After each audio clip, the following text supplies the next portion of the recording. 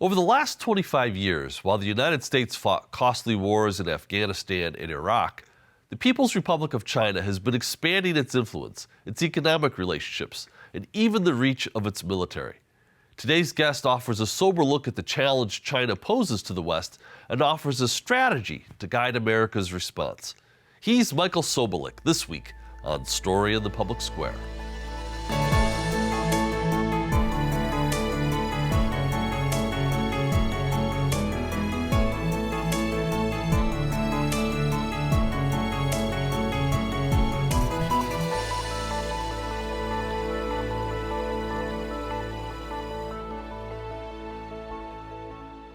Hello and welcome to Story in the Public Square, where storytelling meets public affairs. I'm Jim Ludis from the Pell Center at Salve Regina University. And I'm G. Wayne Miller, also with Salve's Pell Center. And our guest this week is Michael Sobolik, Senior Fellow in Indo-Pacific Studies at the American Foreign Policy Council.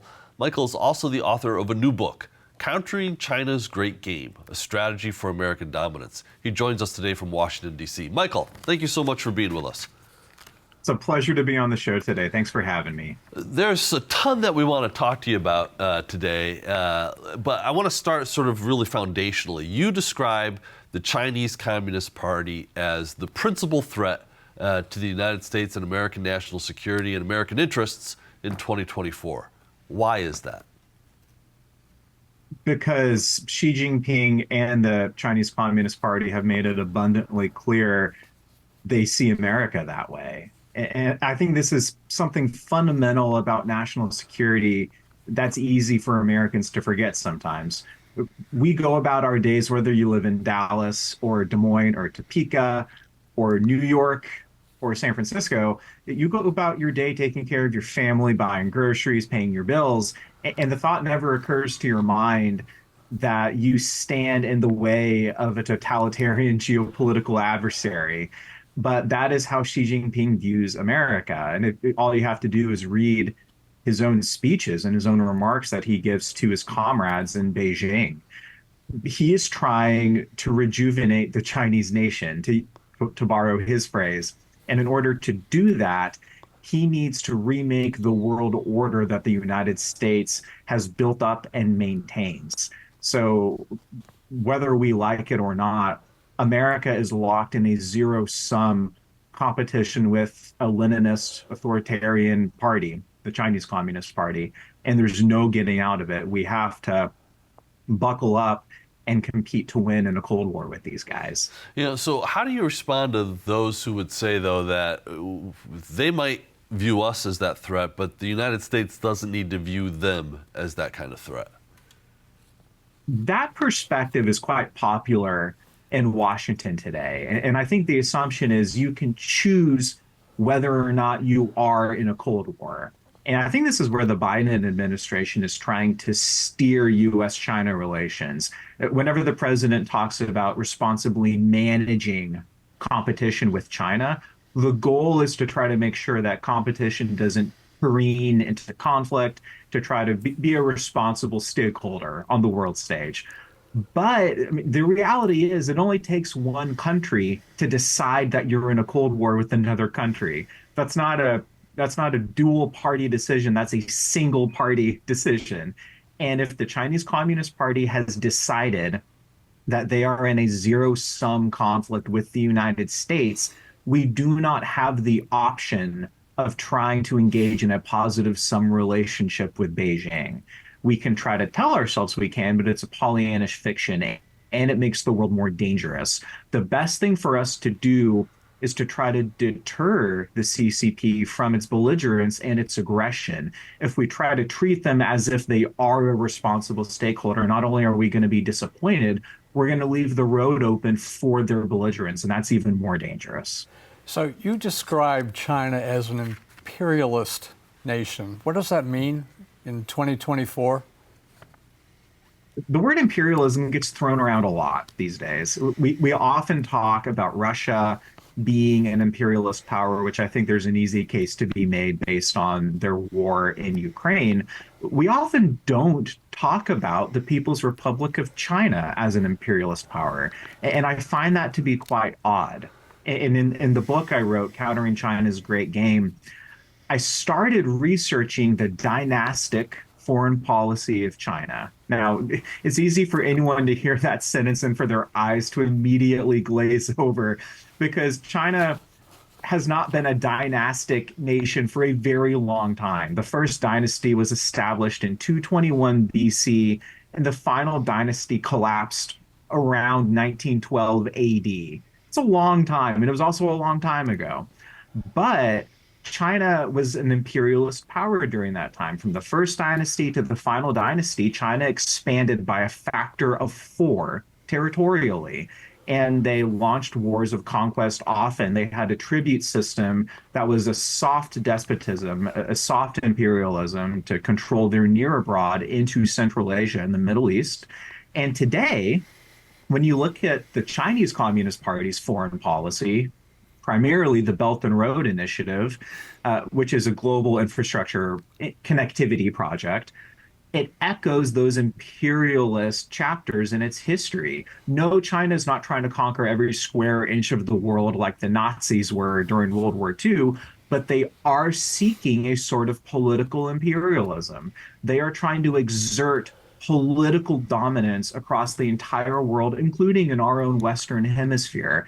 And that is crucial to understanding what they're trying to do. They're not just this disinterested defensive power trying to get security. They're trying to get power. And it stems from this long imperial history that they've had.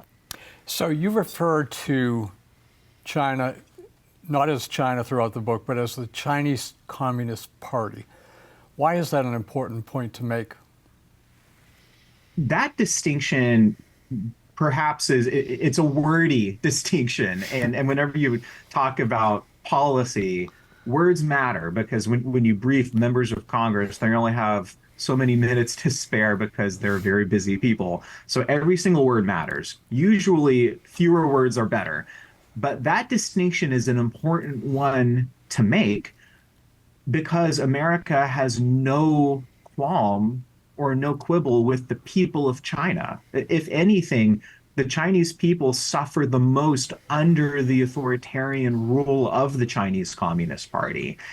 And China itself, the Chinese Communist Party in particular, will hide behind their own people. For instance, whenever the United States calls out Beijing for human rights abuses, what Chinese diplomats will often say is, you have offended and hurt the feelings of 1.4 billion Chinese people, which is an absurd talking point. But they will hide behind their own people as a defensive mechanism. So it's really important for American diplomats and for policymakers to be specific. We have no issue with the people of China. The entity that threatens America is the Chinese Communist Party, the single party dictatorial entity that governs the People's Republic of China. You know, I don't think we can talk about China's role in the world or the Chinese Communist Party without talking about Taiwan. And you know, there's some of the conversation around Taiwan and China and the United States reminds me of that early rhetoric early in the Cold War about a year of maximum danger. And there are some voices in the United States who warn that China's threat to Taiwan is imminent. Where do you come down on that? How immediate a threat do you think China is to militarily, politically, to Taiwan's independence? If you look at what Xi Jinping is doing right now, he is preparing the Chinese people for war. And you can look at a variety of different metrics to come to that conclusion. China is stockpiling food. They are rejiggering their policy on military reservists to make it easier to call them up quickly. They are locking down their supply chains for critical minerals and critical technologies. They are seeking redundancy for energy, oil imports. They have a slew of policies that they have implemented that are putting them in a resilient posture in a time of war. I think it was Matt Pottinger, former deputy national security advisor in the Trump administration, who made this case in the Foreign Affairs magazine not that long ago. And if you accept that proposition, that the senior leadership of the CCP is preparing the people of China for war, then I think America comes to a really uncomfortable conclusion. We might be running out of time to deter Beijing from attacking and trying to absorb Taiwan. I don't know if it's going to be this year. I don't know if it's going to be next year. I think that granular level of prognostication is a bit counterproductive because you're just playing the parlor game of predictions, which that's a dime a dozen. Everybody has an opinion. But the bottom line is we need to make sure that Xi Jinping never wakes up on a morning and decides, okay, today's the day. I think I can outmaneuver the Americans, outfox them, and get Taiwan at an acceptable cost, which means we need to deter the People's Liberation Army. We need to make sure that we can deny their war plans. And based on our lackluster military investments over the past few years, that's not going to be easy to do. So what are America's options if, in fact, China seizes Taiwan militarily? In other words, deterrence does not work. If deterrence fails, we are going to have a very simple policy choice, but it's not going to be an easy one to make. The simple choice is you write Taiwan off. You do not engage. You do not try to eject the People's Liberation Army from that island, and you essentially allow them to win, or the United States enters the conflict with the intention of winning. Those are the two primary choices that American politicians will have. I suspect that there's a possibility that, depending on who is in the Oval Office, that we could try to muddle through with a third option, which is trying to have our cake and eat it too. Maybe we don't send American troops, but we try to have this huge sanctions campaign to try to punish China, to try to isolate them diplomatically, and then we try to claim some sort of Pyrrhic victory by saying we punished the PRC, but we don't actually try to reverse their gains. I think that would be an enormous mistake. If deterrence fails, America needs to step in and reverse the course and make sure that the People's Liberation Army does not take Taiwan. If China gets Taiwan, if the CCP gets Taiwan, they will not stop there. They have border disputes in every single direction, including in the South China Sea. And their political star will be on the rise, and their military projections will be unlike it is now if they take and retain Taiwan. We cannot allow that to happen, and we need to make sure that we're in a position to win if that is required. You know, Michael, the book itself is so much bigger than just the issues in the cross Taiwan Straits. I want to open the aperture a little bit here because you're really discussing Chinese grand strategy, what America's competitive strategy could be in countering China. You spend a fair amount of the book discussing the Belt and Road Initiative. You mentioned it already in this interview, but for the folks at home, I think maybe we want to linger here just a little bit. What is the Belt and Road Initiative, and why is it so central to China's position in the world? The Belt and Road Initiative, or more in its abbreviated sense, the BRI, is Beijing's attempt to remake the world. It is Xi Jinping's effort to reorient the economic focus of the world away from the West and toward the East, away from Washington and toward Beijing. The way that China has done this primarily is through entering the global South and the developing world with low-cost infrastructure projects that Washington, Tokyo, Europe, and other nations and other bodies have not been willing to finance. Now, one of the reasons Beijing is able to do that is because they don't have good governance or anti-corruption standards attached to their foreign aid like America does.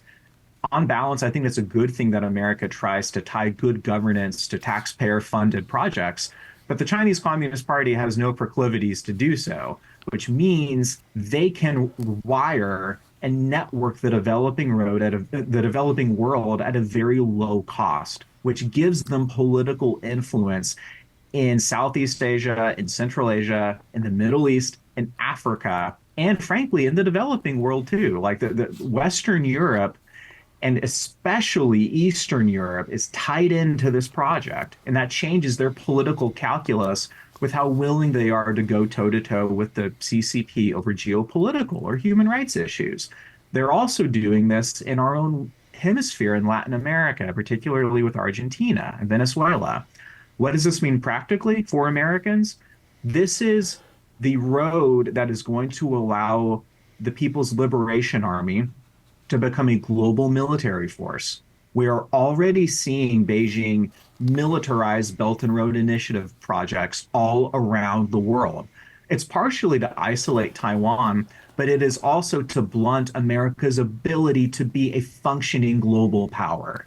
That's a huge problem. We don't want to live in a world where the PLA, the Chinese military, is able to outmaneuver and outflank the US military. That is why the Belt and Road Initiative is so dangerous if we leave it unaddressed. You know, one of the things that I find so fascinating about this discussion is that it's a kind of statecraft that China's practicing that I think the United States was more comfortable thinking of in terms of world building after World War II.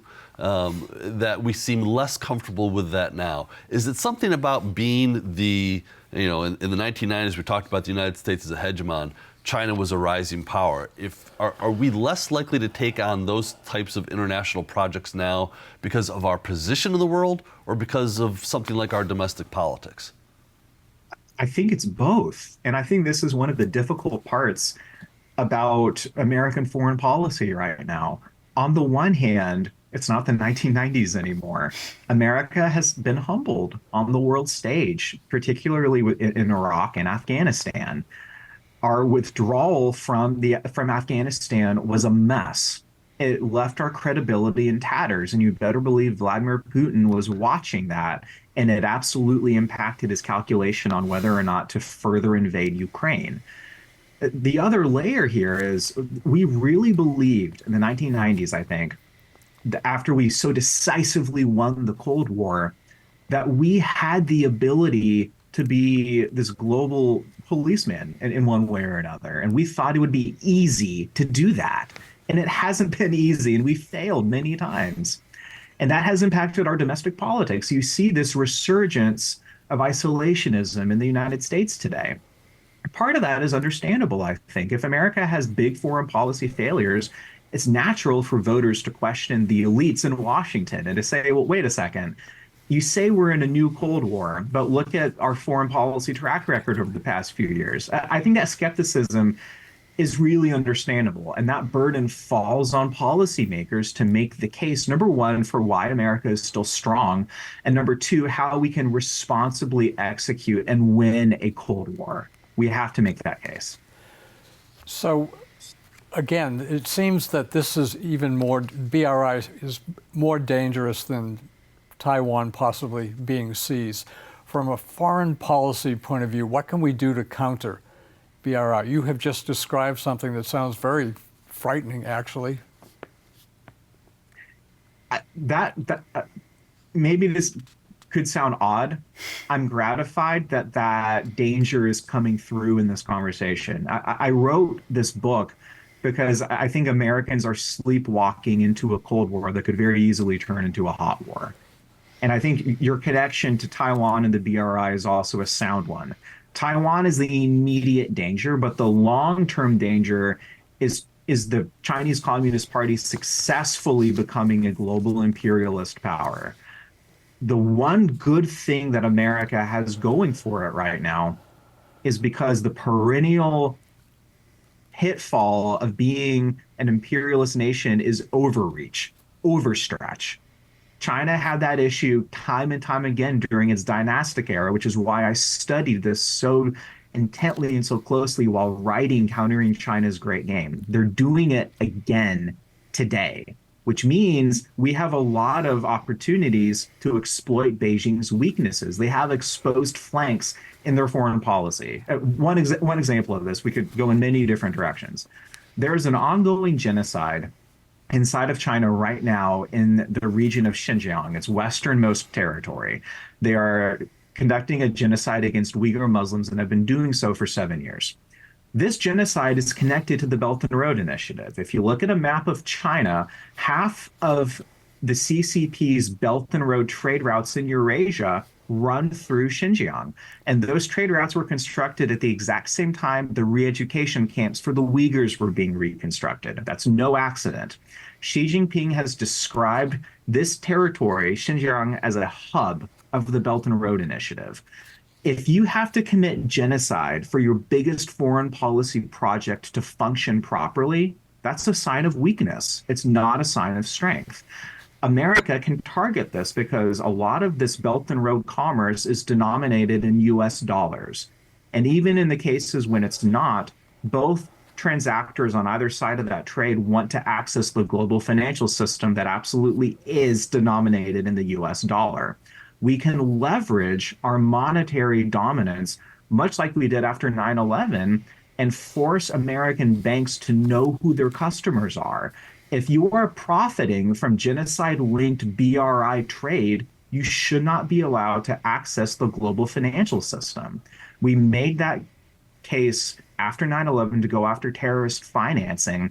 I think we need to do the same thing to target this BRI financing that is linked to a genocide. It's a huge vulnerability for Beijing. We should start exploiting it. So, as you said, you have studied all these issues intently. What is your sense of how many Americans are aware of all of these developments that we're talking about here? Do you have any sense? Is this on anyone's radar, a few people's radar, nobody's radar? And again, I'm talking the American public, not politicians, and we could get into that if you wanted to, but talk about the American public's perception of what you're describing. I would venture that the overwhelming majority, and by that I mean 95% or more of Americans, have never heard of the Belt and Road Initiative ever. And frankly, there's a reason for that. No American president has made the case to the American people that we are in a Cold War with an adversary today. American presidents or candidates for president will often talk about how China is stealing American intellectual property, how they're infiltrating our schools with Confucius Institutes, which I think more Americans have heard of. But no president or candidate for president has ever made the case to Americans that the world is becoming very dangerous right now. And we are, in fact, in a zero-sum conflict with the Chinese Communist Party. There's a reason Americans are not aware of this. And I think it falls at the doorstep of our leaders at the highest levels. We need, when I say we, I mean the policy community in Washington. The burden is on elected officials on the Hill and in the White House to make this case to Americans, because it is the job of the federal government to ensure national security. It's not Americans' fault that they, more likely than not, have never heard of this project before.